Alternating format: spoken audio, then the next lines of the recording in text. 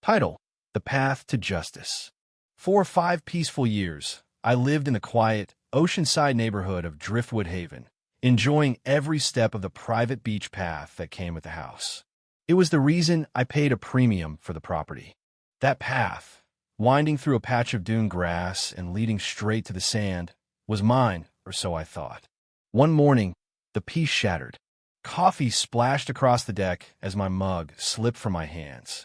20 strangers marched down my beach path, led by a woman with bouncing blonde curls and a rehearsed smile. She pointed out landmarks like a seasoned guide. "This lovely walkway provides direct beach access for our entire Driftwood Haven community," she announced. "Excuse me," I called out, jogging down the deck stairs. "This is private property." The group turned. Some looked confused, others annoyed. The woman stepped forward, hand extended. "Good morning. I'm Cheryl Whitmore, the new HOA president," she said, as though we were chatting over lemonade, not mid-property dispute. "We're just introducing residents to our community amenities." "That path isn't a community feature," I corrected, trying to remain calm. "It's part of my property. I have the deed to prove it." Cheryl chuckled lightly, glancing back at the group. "The beach access has always been for everyone. Perhaps you misunderstood when purchasing." Someone called from the back. "My family's used this path for years." "Actually," I countered, "no one used it until I built it after buying this house. I designed it, paid for it, and maintain it myself." She waved dismissively. "Well, the HOA board has now formalized access. We even added proper signage." My eyes narrowed. Sure enough, a brand new wooden sign had been installed at the path entrance. "Driftwood Haven Residence Beach Access, 8 a.m. to sunset." My blood boiled. I never agreed to this. "You can't just declare my property public." Cheryl's smile thinned. The board vote was unanimous. "If you have concerns, submit them in writing at the next meeting, in 3 weeks." She turned back to the group. "Let's continue to the beach. I'm excited to share our plans for a new picnic area." They left me standing there, heart racing. That afternoon, I rummaged through my home office. The property documents clearly showed the path well within my boundaries all the way to the high tide line. No easement, no shared access. I took photos of the sign. My security cameras caught Cheryl and 2 men installing it at 6:30 a.m., early enough to avoid being seen. The next morning, I removed the sign and stored it by my garage. By noon, the doorbell rang. It was Todd Benson, the HOA vice president. "We received a report that the beach access sign was removed," he said, shifting uncomfortably. Cheryl asked me to check. I invited him in, laid out my documents. "This path is on my property. The HOA never consulted me." He frowned. Cheryl showed us different boundaries. She said there's always been an easement. "That's false." "Who verified that? Did anyone check county records?" Cheryl handled it. "She joined the board 6 months ago. I've been here 5 years. If there was an easement, it would have come up when I bought the house." Todd looked uneasy. "She's already included it in the HOA newsletter." I checked. There it was, my path, featured on the homepage, with tiki torches and string lights, none of which I owned, and an invitation: "Join us Saturday for our beach path celebration." I received a text that evening from my neighbor Rosa. "Your path is up for discussion at tonight's HOA meeting. They're voting on funding improvements." I grabbed my documents and rushed over. Cheryl stood at the front, slides displaying my path and plans for benches, lights, even a small deck. "With just $15,000 from our community fund, we can transform this path into an amenity that boosts property values," she said. "Excuse me," I interjected. "This path is on my private property. I never approved community use or construction." The room fell silent. Cheryl smiled, eyes sharp. "Perhaps we should discuss this privately." "No, the community should hear this. I have documentation proving ownership. Any improvements would be trespassing." People murmured. Cheryl tried to redirect. "Let's not get ahead of ourselves with legal jargon," she said. "Our records show this has always been community space." "Then let anyone here review my documents."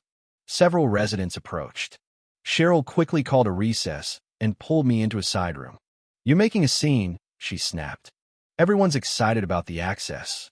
You should have talked to me first, before you promised my property to everyone." Her eyes flashed. The previous owner understood community needs better. The previous owner never built a path. I did. "We'll see what the HOA lawyer says. Don't remove any more signs." She stormed out. I noticed she left a brochure behind. On the cover, a photo of my path. Title: Driftwood Haven, Paradise Living with Private Beach Access. New luxury units coming soon. I took photos. Cheryl was using my path to market homes that didn't exist yet. The next morning, Cheryl returned with 2 men in HOA shirts and visitor badges. "We're here to reinstall the sign," she declared. "You're trespassing." She handed me papers showing an alleged easement from 1997. The map was crude. The signature date smudged. "This doesn't match my survey," I said. "I'll check with county records." "Unnecessary. Our documents are valid. I'll consult my lawyer. Then you'll be fined." That evening, I called Kayla Myers, a real estate attorney. "Send me the documents." "Something's off," he said. The next day, I added a camera and sign: "Private property. Legal dispute pending." Within hours, Rosa texted again: "Crew setting up at your path." I rushed out. 3 workers unloaded lumber. A small excavator stood on the sand. Cheryl chatted with a suited man. "What is this?" "Meet Lucas Gray from Shoreline Developments. They're helping with beach accessibility. You have no authorization." Lucas looked confused. "We were told this is HOA property. You were misinformed. I own this land. Y autoriza no construcción." I started recording. Cheryl bristled. "Recording board members is against HOA rules. We're not at a meeting. We're on my property." "Lucas, check ownership," I added. "You could be involved in a lawsuit." Lucas nodded. "We'll pause until verified." Later that evening, Tyler and an elderly woman named Mrs. Patel arrived. "She's lived here 40 years, Tyler explained. "She has info. There was never community beach access on your lot," Mrs. Patel said. "Original plans showed access 2 blocks down." She unfolded a map from 1981. Sure enough, the proposed path was elsewhere. Tyler admitted, "Our document archivist found nothing supporting an easement on your lot." Cheryl had exclusive access to the files last month. That night, Caleb confirmed, "No easement registered. That document is fake." The next morning, a letter arrived from Whitmore Legal Services. Cheryl's husband was a lawyer. They threatened legal action if I obstructed community access. Then came the protest. Cheryl marched down my street with residents chanting, "Beach access for all." A news van pulled up. Cameras rolled. Cheryl gave an interview.